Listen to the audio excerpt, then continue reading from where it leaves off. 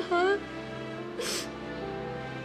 Huwag mo akong iiwanan, Nay.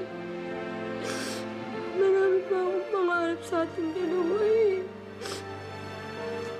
Diba sabi ko sa'yo, palagi tayo pupunta sa parlor. Tapos palagi tayo magpapafacial.